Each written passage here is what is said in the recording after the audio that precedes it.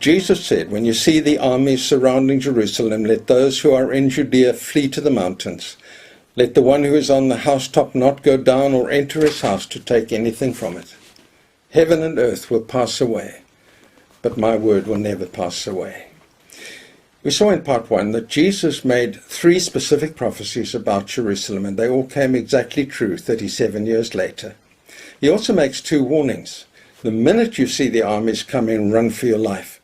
Don't even go down into your house to collect your possessions. Now those 2 warnings actually imply a 4th prophecy, that it will be very sudden, and it was. Titus arrived with 70,000 men on the 4th of April, 3 days before Passover. And within hours, he clamped a total lockdown on Jerusalem, and nearly everybody trapped inside there lost their lives. There were hundreds of thousands of people who'd come to celebrate the Passover in Jerusalem. But you know that very few Christians died in that Holocaust, because they took literally the words of Jesus, and at the first sign of the Roman armies, they ran for their lives with just their clothes on their back. And the church was saved from a major catastrophe. It's a real object lesson, isn't it? That it's really worthwhile doing what Jesus says. In 1970, they were excavating in the Jewish section of the old city, and 6 meters down they came on a house that had burned to the ground during the siege of Titus. And in the house was the charred body of a woman clutching her precious jewels. Now, I don't know if she knew what Jesus had said, but she went back to get her jewels and paid for it with her life. Another object lesson, that it really pays to do what Jesus says. And another object lesson, it pays not to be too attached to earthly things. By the way, that woman was given a formal Jewish burial exactly 1900 years after she died. Well, so much for the siege of Jerusalem, except for one thing. Have you ever wondered what happened to all that wonderful marble that Herod imported to build his temple? We know that Titus ordered it all removed. Where did it go to? Well, here's a thought. It took Titus another 4 years to quell the Jewish rebellion, and it ended with the terrible siege of Masada. Then in 80 AD, a great triumphal arch was erected in honor of Titus's victory in Israel. It's still in very good condition and stands in Rome near the Colosseum. It was the inspiration for the Arc de Triomphe. What do you think it was made of? Marble. Now that would be one of the great ironies in history. Well, so much for the destruction of Jerusalem.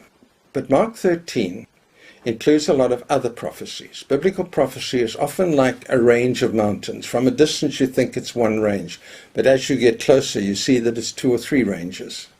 There are some things in Mark 13 that haven't yet been fulfilled, the second coming of Christ. There are some things that may already have been fulfilled. For example, for in those days there will be such tribulation as has not seen from the beginning of creation until now, and never will be.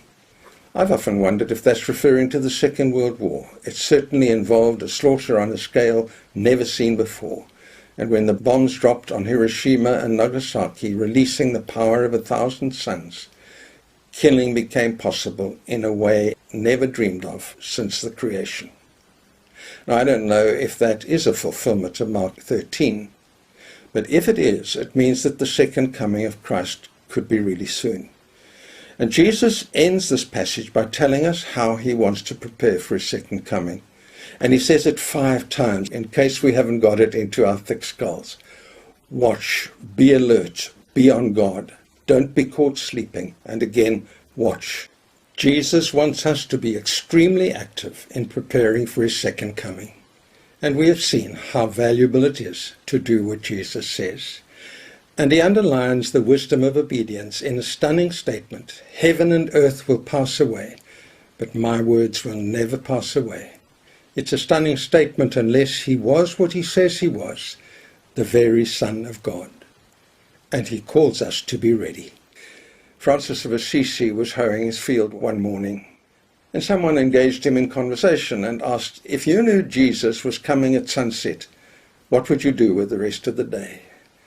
And he looked out and he said, I think I'd finish hoeing my field. Well, you might not agree with his actual decision, but what an attitude to plan your days so that if Jesus came at sunset, you'd be happy with what you did. Well, that actually brings us to the end of our formal studies in Mark. I hope you've enjoyed them. The next 9 studies are going to be given to something a bit different, and we're going to draw on all of the Gospels. We're going to try to walk with Jesus through the 9 days from the Saturday before Easter to Easter Sunday. We know at least one thing on every day that happened, some of them only from the book of Mark.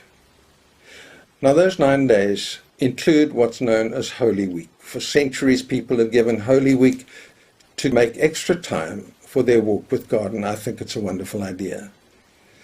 So it would be great if you could do these studies on the actual days. This year they fall from the 23rd to the 31st of March. I think it would be great if you could get hold of someone else and get them to do them at the same time. So thank you for listening, and God bless.